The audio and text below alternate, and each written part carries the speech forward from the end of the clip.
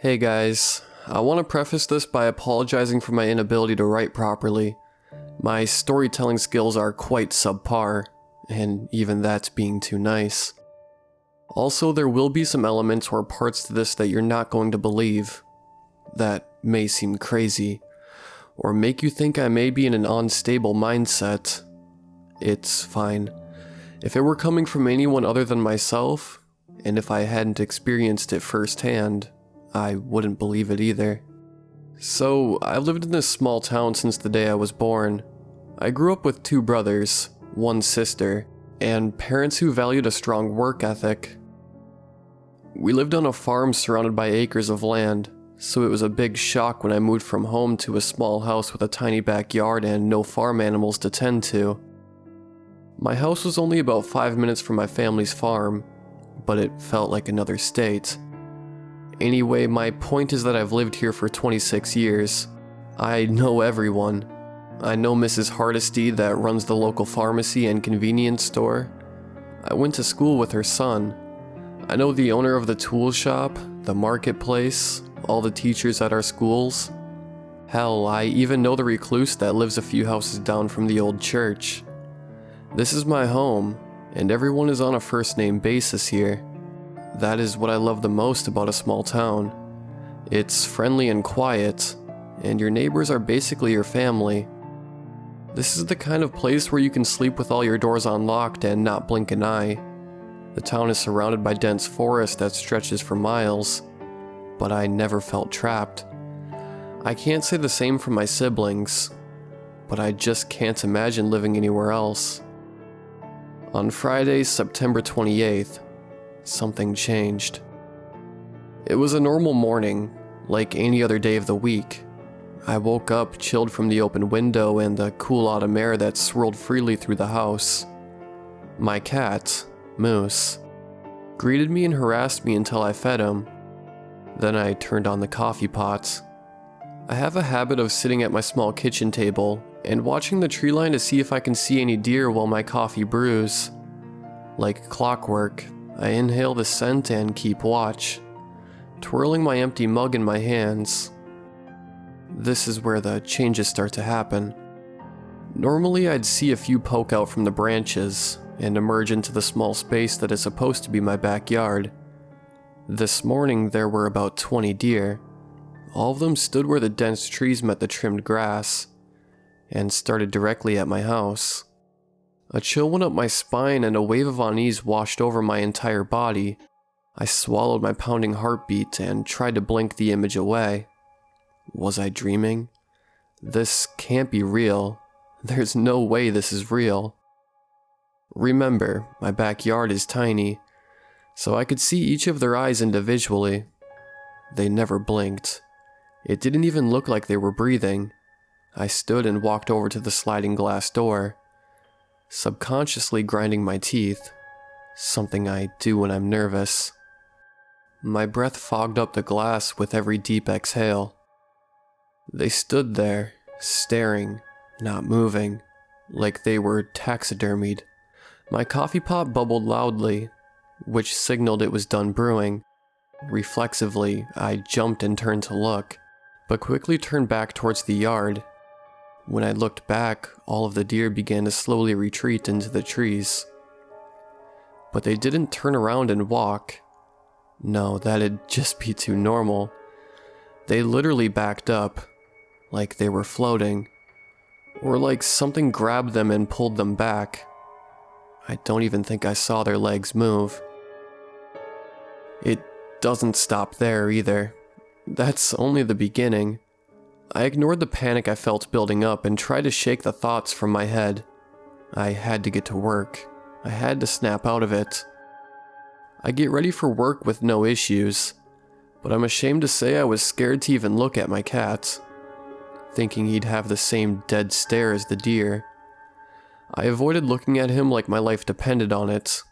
I felt terrible because I love him dearly, but I just couldn't take it, not after what happened. Next, I stopped by the market. I walk everywhere, since everything is so close to my house. I usually stop by the market on Fridays to pick up lunches for work the next week. I have a fridge there I keep stocked, so that I can eat at my desk and don't have to leave. On my walk, I inhaled the crisp air and let it slow down the tornado of thoughts that were bouncing off my skull.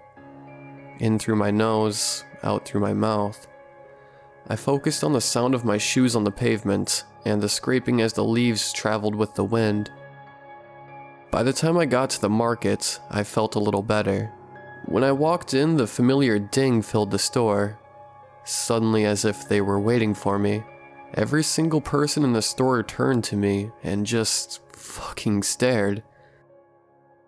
They stared at me, not moving, not blinking, nothing. My throat felt tight, but I squeezed out a pathetic good morning. No one said anything, and their eyes didn't seem right.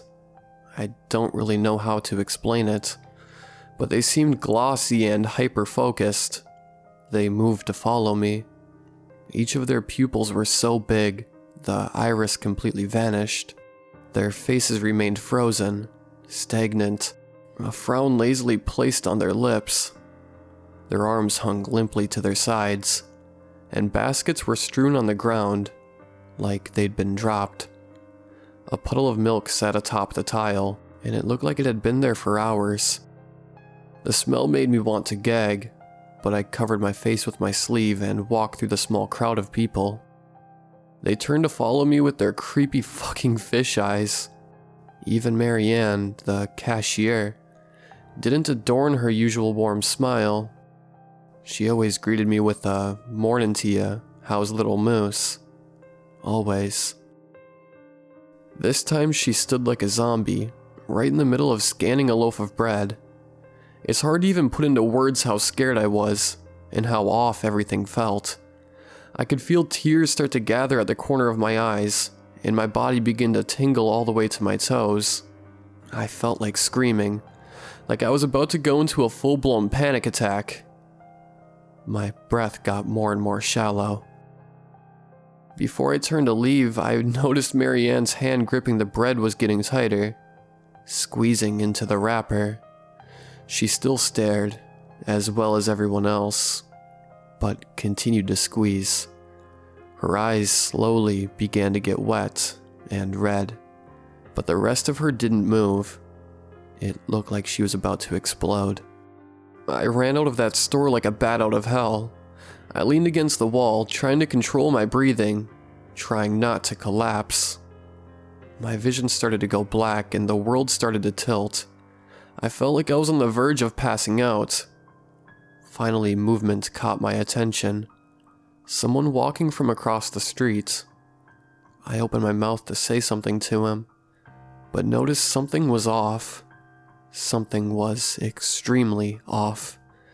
His body was facing away from me, but his head was turned impossibly to stare in my direction. He was walking backwards, towards me, with that same deadpan expression on his face. That was my breaking point. I bolted home. I don't know how I even managed to run. I couldn't feel my legs. It was like my body took over and my mind was just a hostage. When I got to my house, I slammed the door open and quickly closed it behind me, shrinking to the floor in full-blown panic. My heartbeat radiated through every bone, and my stomach twisted. I wanted to get up and call someone, but my hands wouldn't even move to my phone. I was stuck, sitting there with my head in my hands and my hair tightly wound between my fingers. I breathed slowly, in through my nose, out through my mouth. I closed my eyes and counted. I counted to 100, then 200, then 500. Finally, when I felt more stable, I shakily looked out the window.